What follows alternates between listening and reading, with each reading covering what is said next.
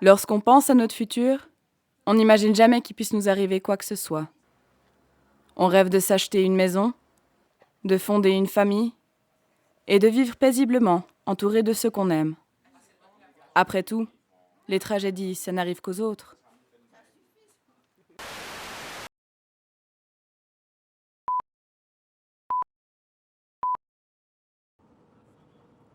Ouais, ça faisait 15 ans que je travaillais au foyer, ici au foyer handicap. Je connaissais quand même pas mal de personnes qui avaient la sclérose en plaques. Alors ça m'a tout de suite mis à leur niveau. Puis ouais, ça m'a fait un coup dur, quoi. J'ai déménagé ici. Je trouvais que c'était un bon compromis de venir ici, au foyer handicap. Parce que je ne servais plus à rien à la maison. En plus, je pouvais pas monter les escaliers. C'était surtout ta mère qui a repris le ménage et tout ça, quoi. Ce que je pouvais plus faire. Alors, je suis Claudia et j'ai été la compagne de Saul pendant 25 ans. Quand les enfants étaient petits, on travaillait les deux à temps partiel, ce qui fait que les enfants, ils ont jamais été gardés par quelqu'un d'autre, quoi. Donc, ouais, c'était un papa formidable.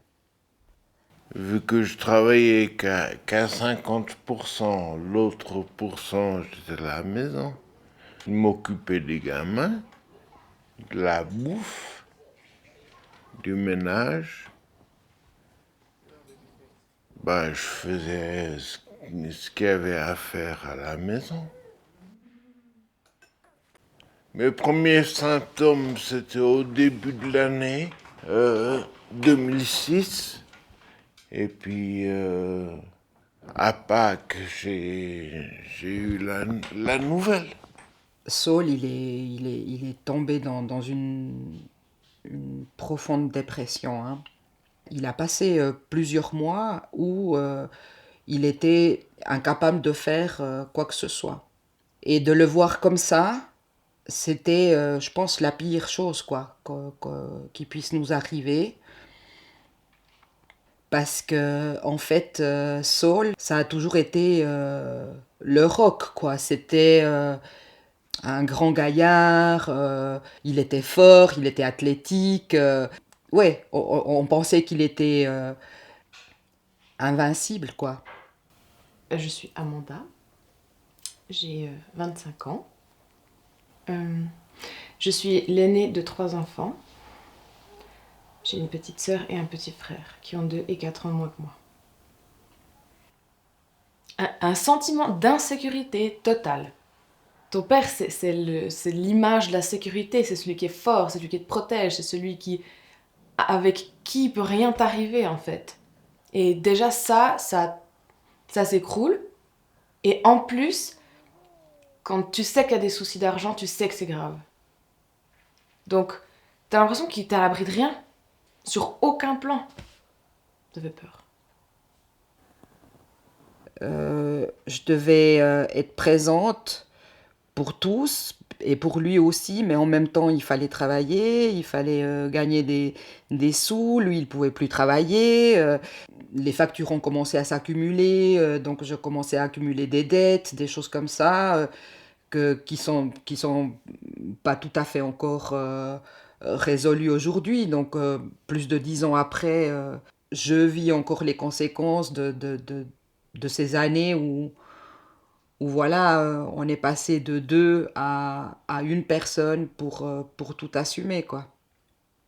Non seulement on trouve aucun soutien auprès d'institutions qui ont ce statut d'aide en fait. En plus, ils enfoncent les familles qui traversent des difficultés en réduisant leurs soucis à des soucis d'argent.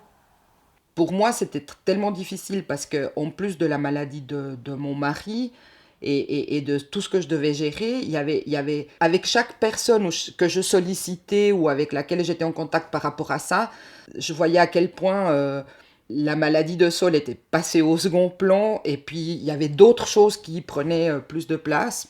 Les amis, ils ont disparu, donc c'est vrai que on était que les deux à faire face, quoi.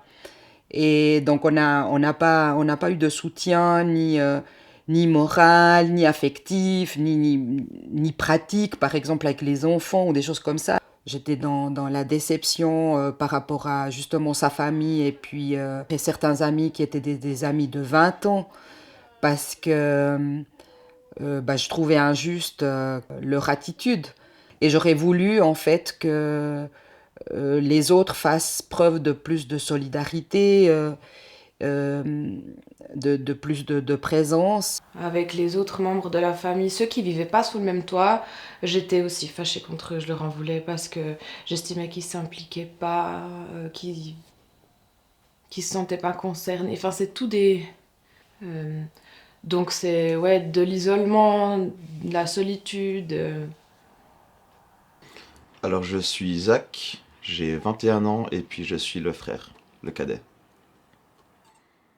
Alors déjà, clairement, Amanda, je pense que c'est celle qui a le plus mal vécu parce que comme c'était la plus âgée, c'était celle qui était le plus capable de se rendre compte de ce qui se passait. Et dès ce moment-là, en fait, peut-être que parce que moi je ne comprenais pas ce qui se passait, et Amanda, oui, typiquement ça a beaucoup influencé sur notre relation. Et puis plus globalement, j'ai passé la majeure partie de ma vie sans vraiment ce modèle de père. Donc je suis allé chercher un peu mes modèles autrement, un peu ailleurs. Et je pense que ça a dû influencer pas mal dans mes relations avec les gens. Après, c'est pas forcément toujours évident de passer du temps avec papa. Si on va dans un bar ou un café, il faut être sûr que le bâtiment il soit accessible au fauteuil. Ce qui est pas souvent le cas à Chaux-de-Fonds. Il faut que si il y a de la place pour le fauteuil et puis qu'on puisse le mettre à une table.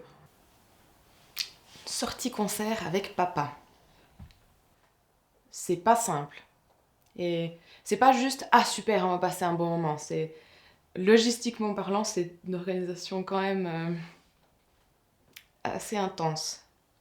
Amanda, souvent, c'est celle qui conduit, c'est celle qui demande si au foyer, si on peut si on peut utiliser un bus. On n'est pas accepté non plus en tant qu'accompagnant dans les zones pour personnes en situation de handicap. Souvent, on s'est fait recaler de manière sensiblement agressive. La dernière fois, typiquement, il y avait qu'un seul accompagnant qui avait le droit d'aller dans l'espace réservé aux personnes en fauteuil roulant. Du coup, on devait faire des tournus pour passer du temps avec papa. C'était un peu chiant.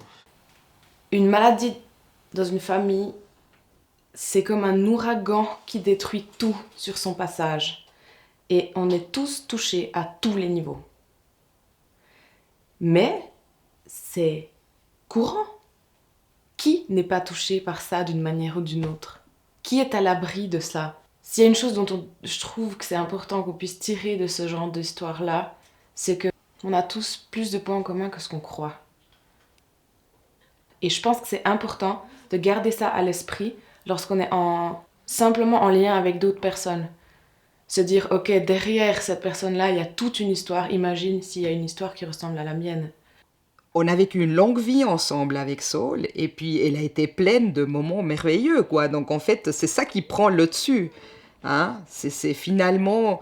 C'est peut-être ça aussi, faire le deuil de quelque chose. C'est de retenir les belles choses.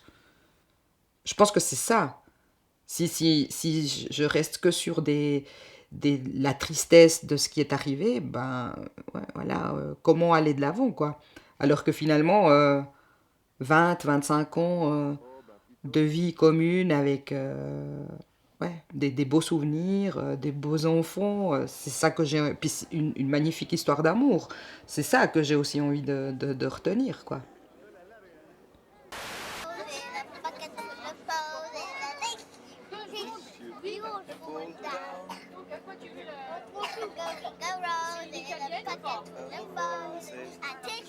A tissue and fall down.